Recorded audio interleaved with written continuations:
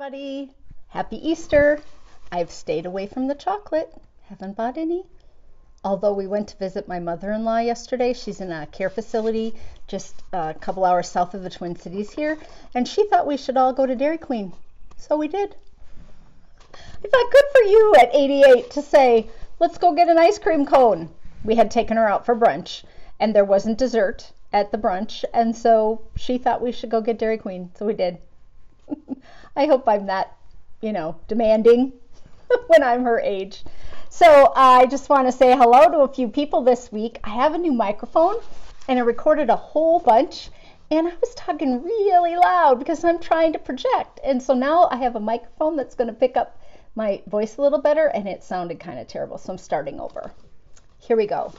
Hi to Diane, Rachel, Angela, Amy B, Erika, Peg, Rita, Knit Takes Two, Sharon, Kathy Goodman, Mary Brevig, Sighthounds, Anne, Deb, Morningglory, Ruth, Helen, Amanda, Mel, Norma, Andi, Beth, Hoskins, Kristin, Beth, Thoreson, Kimberly, Kelly M, and PeggyB. You all reached out to me last week, either on the podcast from the week before or on the Shop Pop video that I did. Who would have thought that all of you would have enjoyed that Shop Pop video so much? I was really leery about putting it out there because I'm no videographer and obviously I'm just learning in this whole process and I didn't really know if people would enjoy seeing that.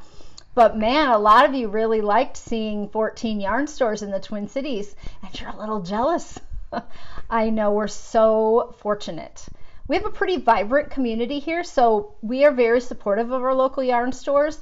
People really show up and spend money, and I think that's why the ones that we have been able to stay in business. We have lost 2 in the last couple of years. You have a knitting community that's willing to support the local yarn stores. It makes a huge difference. So very fortunate for that. I want to shout out to Tineke, who got in touch with me because I talked about her Yarn Pond app last week, and she was so thankful that I had said something about it. And she's also the developer of Kniterator.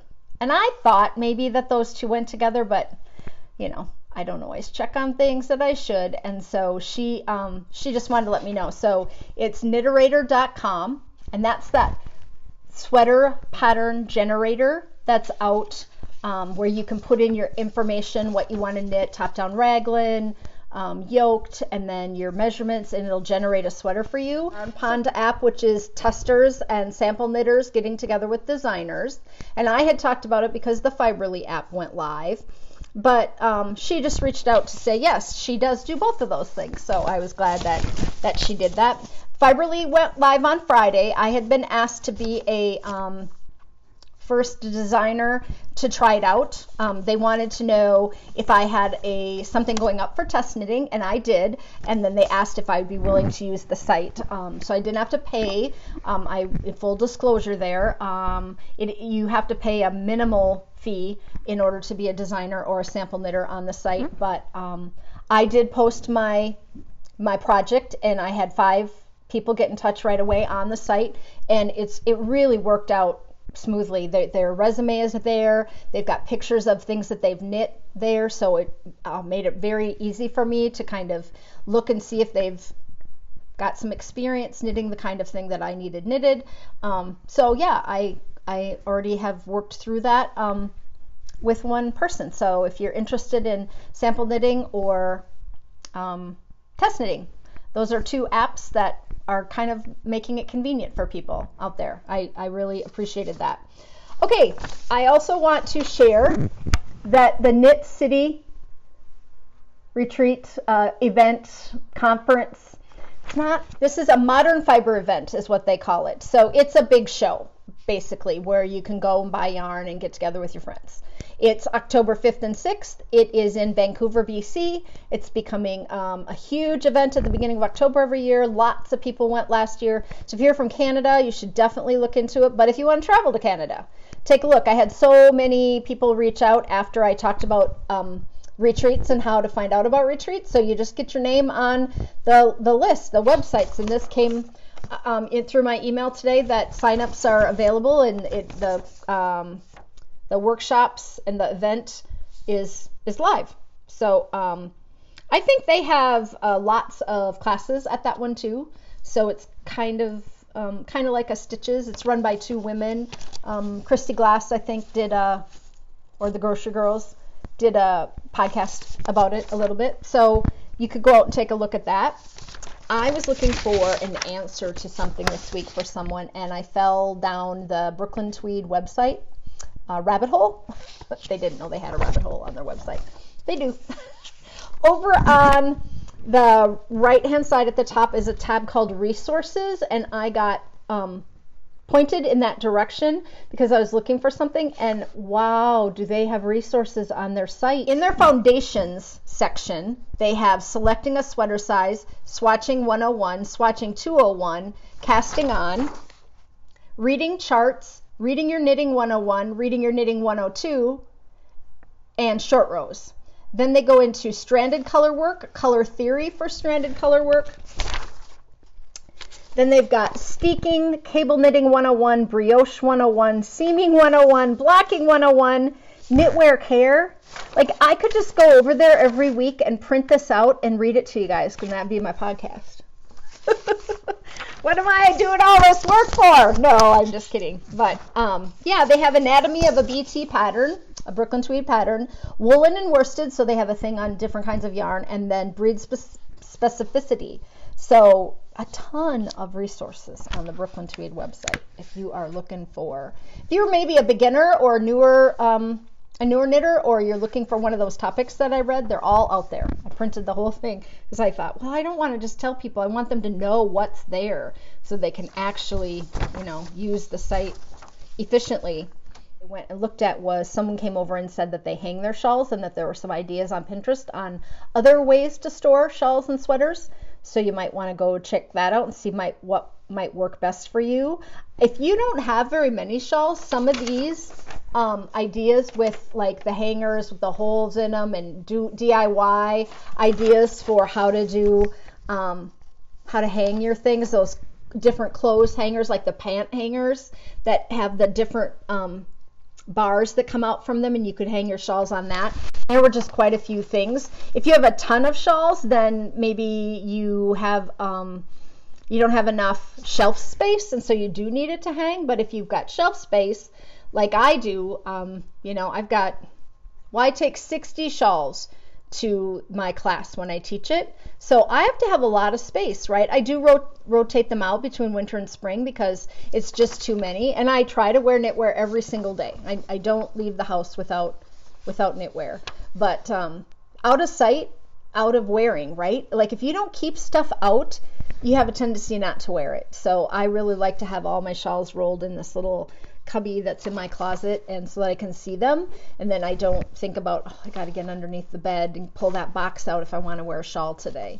So but yeah, the Pinterest, I put in shawl storage, I think, and that's what came up here. And the one that I saw that was the most commonly used was this plastic one that had the little circles, that you put your shawl through. That was out there quite a bit. Starting a little late today. I got a new microphone. I got to try to lower my volume a little bit because I'm used to projecting as a teacher, and I'm hoping that helps me not sound so much like I'm in a room, that it's picking up, and that I'm not bumping it on the table. So we'll try to be careful about that as well.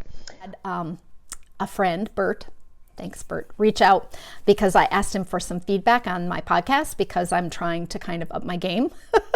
And I don't know a lot. I'm editing in iMovie, and sometimes there are kind of big gappy gaps, and sometimes I cut off my words, and I wasn't using a special microphone, and he sent me a video file and talked me through it, which is amazing.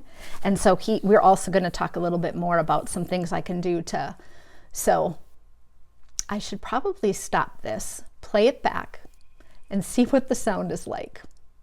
Might be a good idea, Cori, before you keep going. Let's give that a go. I went to book club.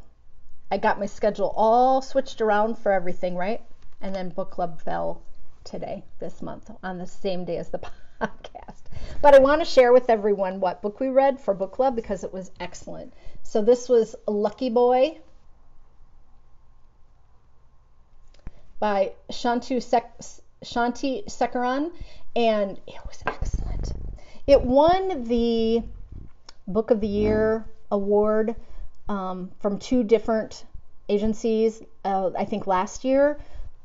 It was excellent. Although I did think it could have a trigger warning on it for people. It's not violent in that way, but for women especially, it is about fertility and being a fertility mom. Some of it was hard to read. This couple is trying to have a baby, and so it goes down that rabbit hole a little bit, and there's a lot of loss and a lot of emotion around that when you've been a fertility mom, and it brought it to the surface. There were an adoption. There's a whole situation thing with adoption and immigration, and so the conversation was excellent. People really wanted to talk about things, and some of the topics were a little hot topics, right? Like things that immigration and detention centers and children and when they're with their foster parents, and so lots of people got to speak up a little bit and talk about how interesting the book was, and the point of view that the book comes from. It takes place in Berkeley, California. Which is where the author lives. It's a pretty liberal place to live, but yeah, it was, I highly recommend it. It's like 16 hours of listening, and I did most of it in the last probably 4 days. I had started it earlier, and then I was listening to it every day, and I had something else, another podcast thing I wanted to listen to, so I finished it up, and I didn't have any trouble, I didn't feel like at any point it was a slog to get through. Thread in the forum, so if you go to my Ravelry group, Irocknits, and then there's a thread that I've stickied at the top, which means it will never move down. So I just keep it at the top so that people can go in and add audiobook recommendations for all of us. And there are quite a few out there. So if you're interested in that, take a look. I'm going to say today, I'm going to pat myself on the back a little bit. My show notes are great. Really try to be thorough and put a link and mention everything in my show notes. I have spent a lot of time after every podcast, and I got 16 out there already, to make sure that if you want to know more information about it, if I've shown something on the podcast, I'm going to have a link for it out there so that you can find it. So my show notes are in 3 places. They are down in the down bar here. If you're watching this on a television, doesn't help you much, but on a device you can scroll down to the bottom and right above the comments, and all the click on that box, and all the show notes will show up there. And then in my Ravelry group, they're listed there, as well as on my website, Irocknits.com. There's a podcast page, and the show notes are there. So I would say that they're always 1.5 to 2 pages long, and I really try to include any tutorials I've talked about, any places so if you forget what the podcast was about and you went over, you might say, oh yeah, I wanted to look at that Brooklyn Tweed link or something like that. Irocknits Designs KAL is going out for March and April, and there are still not a whole lot of entries in there. I mean, there are a few. Some of my beginner knitters, I taught them a class last week on Ravelry, how to use Ravelry. And there are different levels of knowledge in that group. So we started low and worked our way up to, knowing a little bit more about Ravelry and how that goes. They all came over to my house and sat with their iPads and their laptops and looked at my television, and we went through some things on there. But several of them got their shawls posted from the Fiber Friends knit along. So if you knit a Fiber Friends shawl, it's a $25 gift card to Etsy. So if you want to, enter in that, you probably have a pretty good chance. And that will go every 2 months all year. I'll give a $25 gift card away if you knit anything from the Irocknits Designs space on Ravelry. Sweater of the day when I woke up this morning. It was a different one. I go in alphabetical order. But I put this sweater on because it was chilly this morning. I walked at the dog park, and it was like 35 degrees and it was going to warm up all day. But I thought, I can get away with wearing this. I'm going to podcast right away. And then I didn't. Now it's gotten warmer, so I'm a little warm. But anyway, we're going to go with it. This is the Dutchess sweater. This is the Ravelry page. It's by Cheryl Burke. And it is from this book, the Rhinebeck Sweater Book, 12 Sweaters, Patterns, Stories, and More. That was published in 2013, I think, something like that. It's an excellent book, yeah. It was developed by Isolde Teague.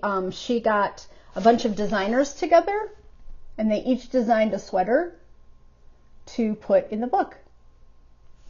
And the Dutchess sweater is named because Rhinebeck is held in Dutchess County, New York. And so here is the Dutchess sweater.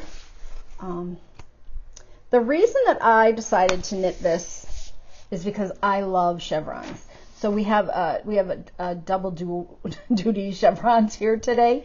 Cheryl Burke's Ravelry designer page is called Yarnbee, YARNBEE, and she has also designed the Miri Dancer sweater, which is that one with corrugated ribbing that's on the cover of the Fair Isle book. Some of you'll know which one I'm talking about. It came out a few years ago.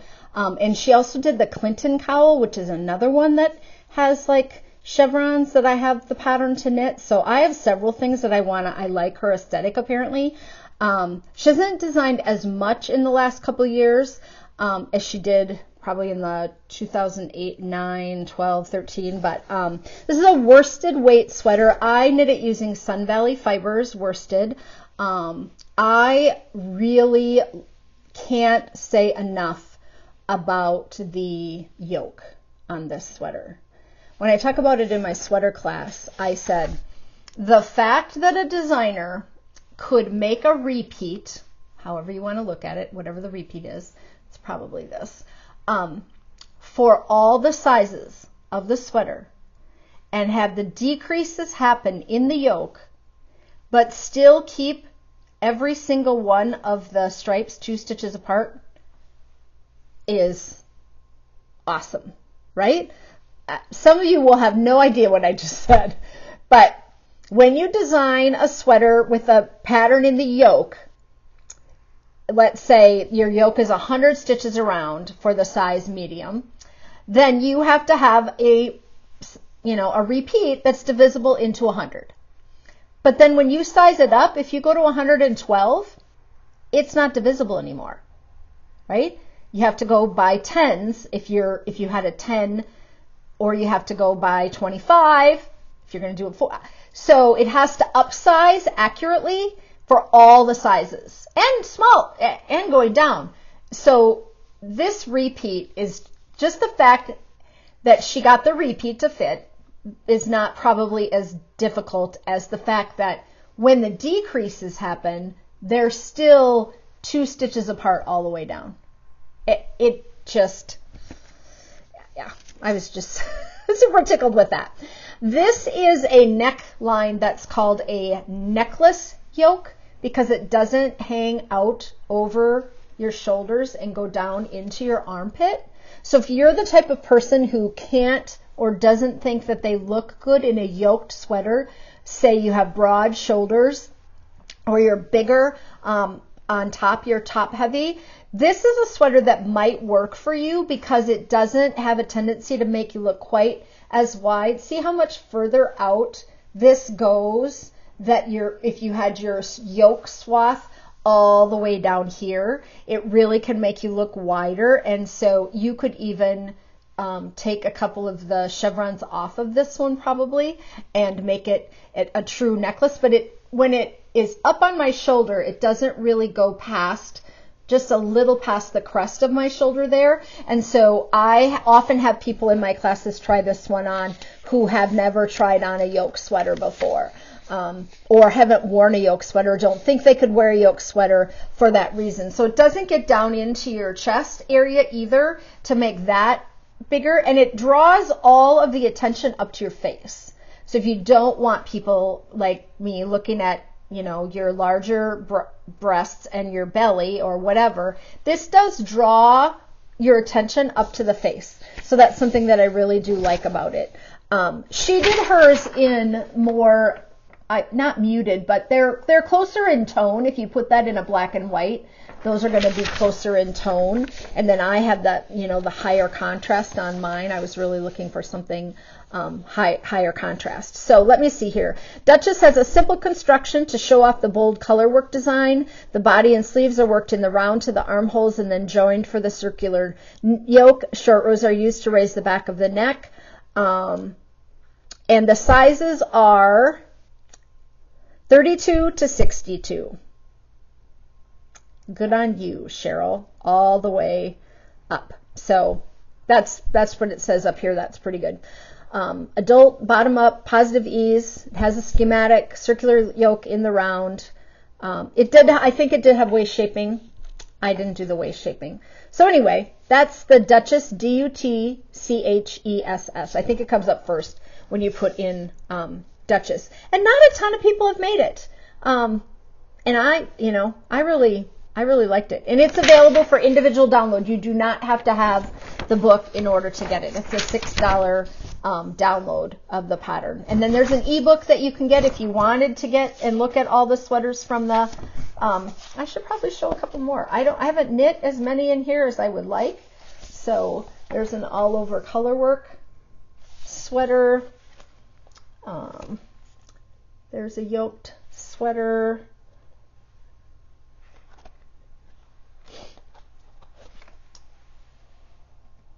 There's a cabled, and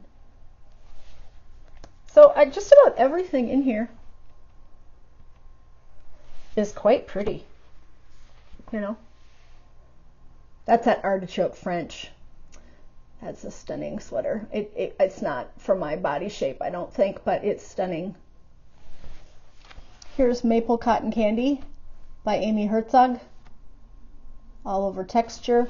Yeah, it's a good book. I would recommend that one as something to take a look at. Okay? Now we're going to talk about the shawl of the day. I'm going to turn just a little bit here. This is the Berkeley shawl, and I have it on the mannequin backwards so you can see the loveliness of it. It is a little half circle shawl. So here is Berkeley CA Shawl by Emily Peters. I met Emily at Stitches Midwest. I'm going to say, had this just come out? 2013. Yeah, I was going to say 4 or 5 years ago, so that'd be right about right.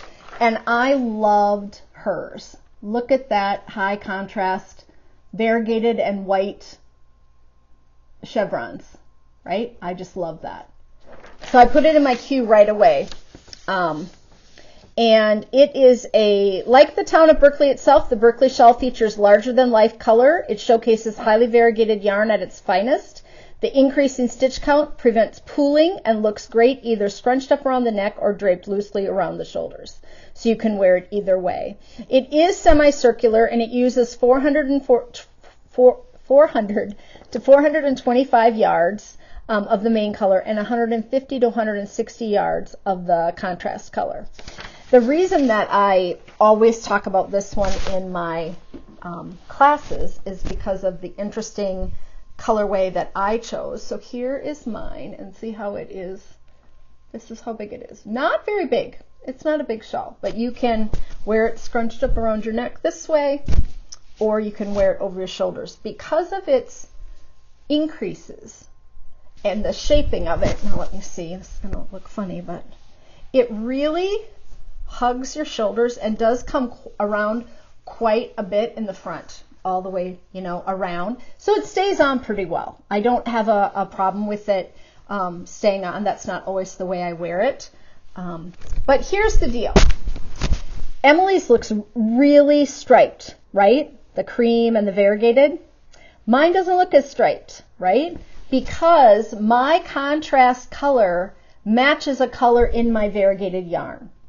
And that's the tip for today, is that when you're choosing to use speckles or variegated or micro stripes or whatever, a lot of times you don't necessarily know how it's going to work up in the shawl, right? You don't know what the repeat is going to really look like, but you can know for sure if you've got the same color, which is what we often try to do, is to take the color of that's of the shawl, the variegated, that's the main color, and match it with the stripe color.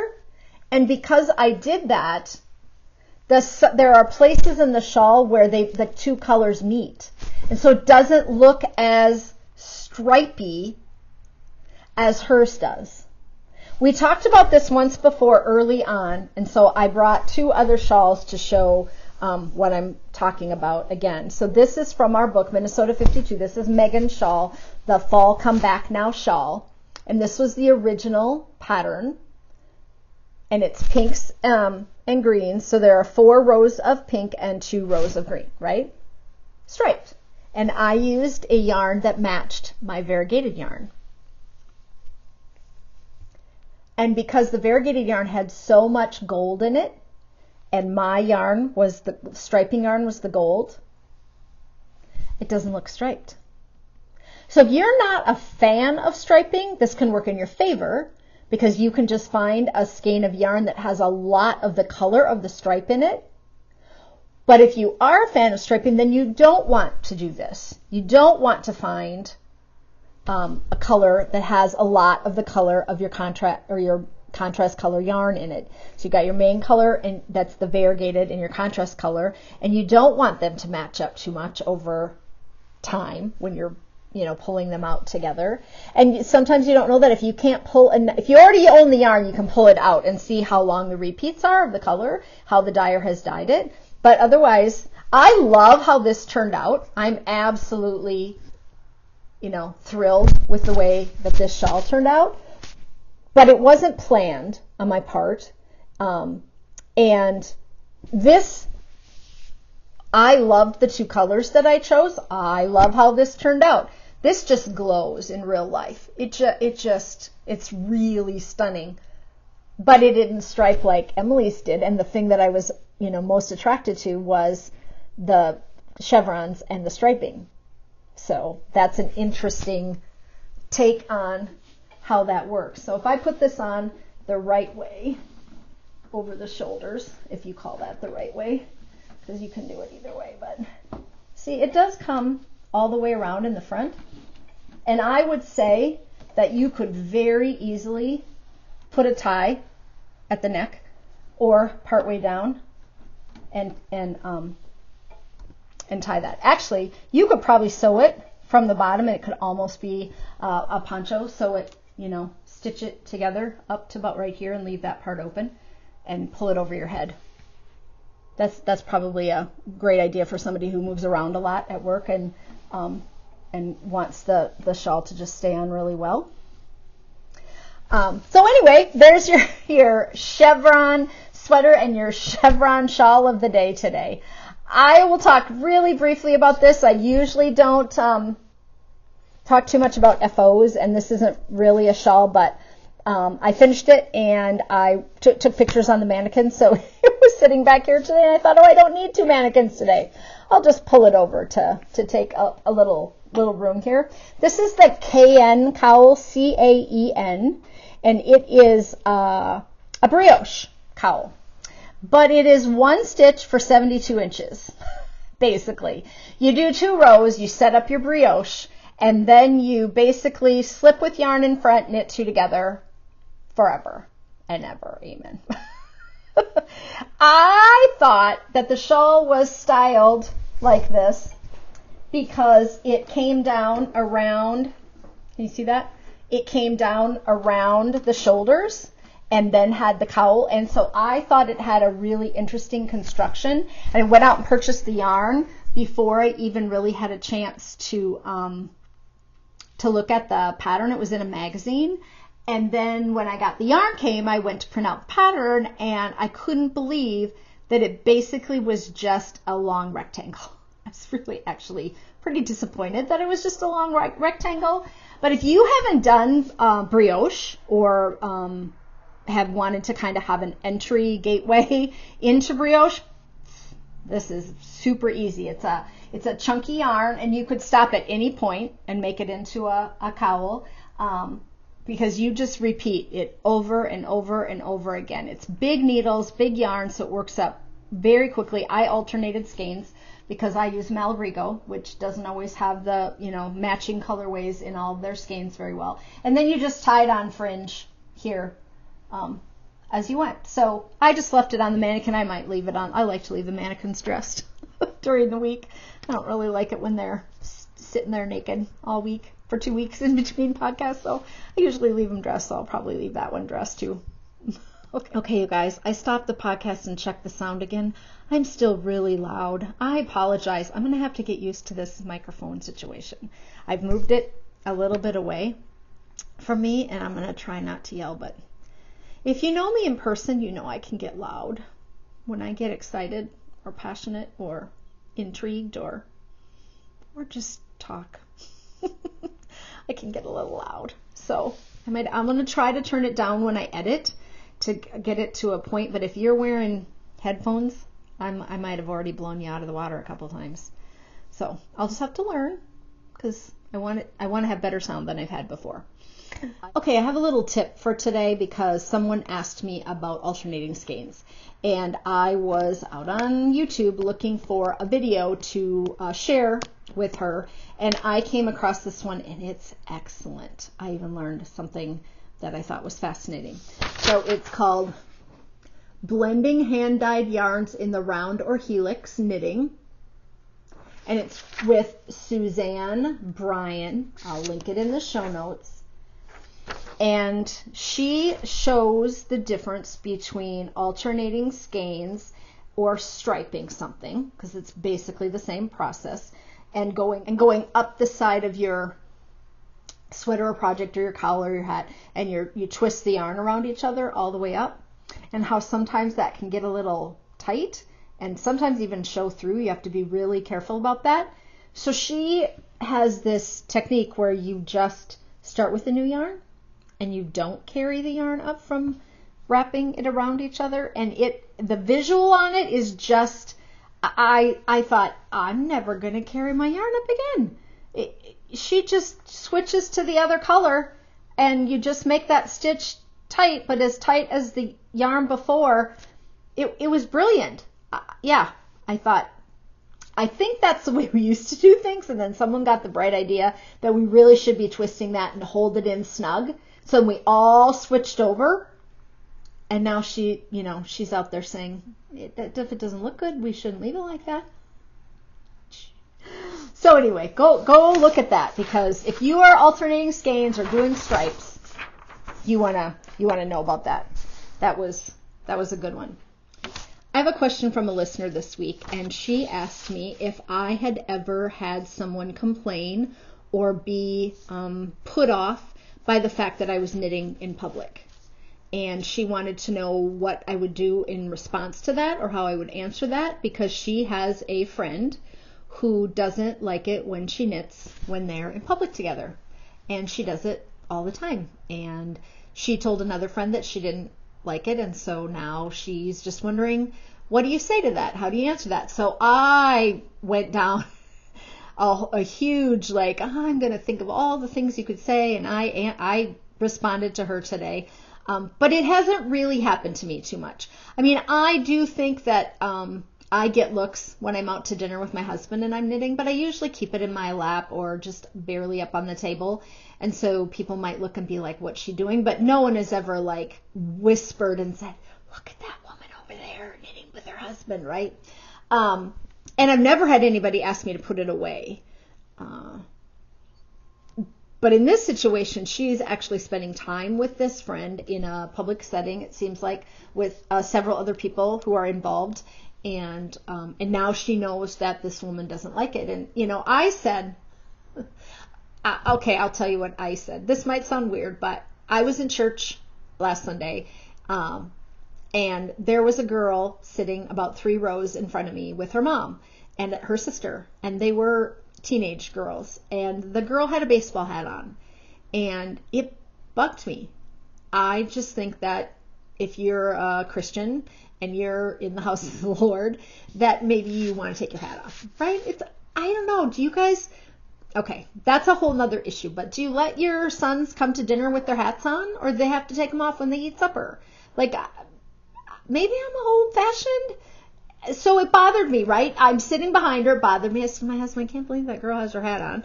I'm not going to do anything about it. I'm not going to say anything to her. It's, I'm not going to even walk by her probably. We're in church for an hour. But then I thought to myself, that's her prerogative. That's her mother sitting there. She's obviously made that decision this morning to wear the hat in church, and I just have to get over it. So is that how we treat this situation where this woman wants to knit? Her friend doesn't particularly like it, but it's not her hands. It's not her hobby. She can just say, I'm going to knit, and you cannot like it, but I'm going to continue to do it because I'm making that choice. Someone talked about it on a podcast recently that they were in France and with a knitting group, and they all went into a patisserie or like a coffee shop, and they ordered, breakfast or lunch, and they were all sitting there knitting, and they were told by the establishment that they didn't like it, that they were all sitting in there knitting. And they made the comment to them something about, well, I don't bring my motorcycle into your home to work on it, which, okay, knitting in my lap with my little needles and bringing a motorcycle into a home because that's your hobby, that's pretty wide, right? But I do think that there are people out there who will be offended, right? If you are knitting let's say you go to an author talk and you're going to knit through the author talk, or you're in a public, the movie theater. Maybe the person next to me doesn't like that I'm knitting. We have recliners now, so our seats are further apart, but maybe the person is really bothered by it, and maybe I should be concerned that I might be causing some distress to that person. So I'm not really chiming in on one side or the other, although part of me just says I can knit where I want. I'm kind of like that. But will you reach out in the comments to this thread and let Amy know kind of what your take is on this? Have you been somewhere where you've been offended by people knitting? I find it hard to believe that a knitter would ever be offended by another knitter knitting. So I don't think, and that was one of my responses too, teach her how to knit. Maybe she doesn't understand that you can participate in the conversation while you're knitting, and that you're being rude because you're not making enough eye contact or you're not answering the questions. I'm not saying that Amy's not, but maybe that's what she thinks. So I gave her all kinds of suggestions. They're out in last podcast's thread notes, comments underneath if you want to go read what I said, which was quite long. But she says strangers thinking it's rude doesn't faze her, but her friend thinking it's rude it has bothered her. And so then I think that you might just be kinder than I am, and maybe you shouldn't do it when she's around. If it is something that really bothers her. I just banged the microphone with that sheet of paper. I'm really rocking this podcast as far as that goes. Okay. So, what's next on the list? Not sure if I mentioned the Irocknits Designs KAL in this section, or if I did it previously when I started recording, so I'm going to mention it again. And the Irocknits Designs KAL is going on for March and April, and there are several people that have entered, but not a whole lot. So get out there and put your projects in if you've knit something. One more little tip for you this week. I was watching the Bakery Bears podcast, and Dan was lamenting the fact that he was knitting a colorwork hat and that the chart was in reverse contrast to what he was knitting in. So he needed to knit the dark colors on the light, and the chart had the light colors on the dark. And, in your head, you have to make that switch. So you're doing 3 red, 1 white, 3 red, 1 white, but the chart might be saying, 3 black, 1 gray. And so you have to kind of switch that out. And in the moment, I thought, how have I dealt with that in the past? And one of the ways that you can deal with a chart that does that is to take a picture with your phone and switch it to black and white for one on your picture, and then print it out so that you don't have the colors, because sometimes a chart is color coded and it's just making you off from what you want to, how you want to knit it. Another way you can do it is that you can open the chart on your computer in like a art program like Paint, and switch just completely like inverse the 2 colors. I think there's a way that we've done that where it will take the light and make it dark and take the dark and make it light. If you want to, you could print it out and you could just highlight in different colors. So you could highlight all the white boxes to be, orange, something that might help you reverse that in your head. Because it's a pain when you're trying to knit a chart and you get off because you're looking at the chart colors and the colors that you're using are the opposite of that. So I just wanted to mention it briefly that you can fix that. There are fixes for that by using your phone or using your computer to reverse image the chart and make that an easier slog to get through for yourself. Okay, I have a show and tell today. I owned one of these already and then saw some come up for sale, and I've never seen them other than the one that I had owned. So I wanted to share it with all you. This is a shawl pin with the pin attached so you don't lose it, which is what I think a lot of people have trouble with shawl pins, is that you stick the pin through and then you come home and in the pin you take it out and it's separate from the piece, and this one is actually attached. So you would just put it through the piece here. It goes in and out, and then you twist it and it goes right into place like that. Okay, it didn't get too low there. So your shawl pin is actually attached and it's already right there for you. I went out and bought two more. I bought a gold one and a silver one because I really never see these. Never seen them anywhere else. I think yarn stores probably used to carry them. And I got it from Fox Oasis, Foxoasis online. And I ended up getting two. I think I'm going to gift one because my other one is already silver, but it's just a great way to keep a shawl closed. It doesn't necessarily stay there permanently, but you could lift it off with the shawl and keep it there. And yeah, so there's a shawl pin idea for you today. I'm going to end today's podcast with Cori stories, and it's a story that got edited out of the last podcast because I lost a little clip of video when I was doing my editing, so it didn't get in last time, and so I wanted to share it with you. It's from my trip to New York City. When we got up the first morning and we're going to go out into the city and do some sightseeing, my daughter said, "I'd like to go over to the love sign, Mom." And I said, "Oh yeah, sure, we can do that. There's a sign out probably 2 blocks from the hotel we stayed in that you can take your picture in front of. And there's a love one and a hope one. They're big red signs. Here, I'll show you all a picture." So there it is. It's just a big red sign. And Kylie wanted to go take a picture. And I said, well, we're going to have our picture taken too then. So we all tromp over there. It's pretty cold. It's in the morning that morning. There are maybe 12 people in line. And so what happens is the sign is up ahead and then you queue up, and then you turn to the people behind you and say, "Will you take our picture?" And then you walk up and you have your picture taken. And so you kind of just help one another out. And but we were behind Stevie and Kylie, and the people in front of them turned around and the woman said to Stevie, "Will you take our picture?" And he said, "Sure." So he takes the camera, and then Kylie's looking at him, and he turns to Kylie and he says, "Oh, you'll take it. Like you've been here. You know how close to get. You take the picture."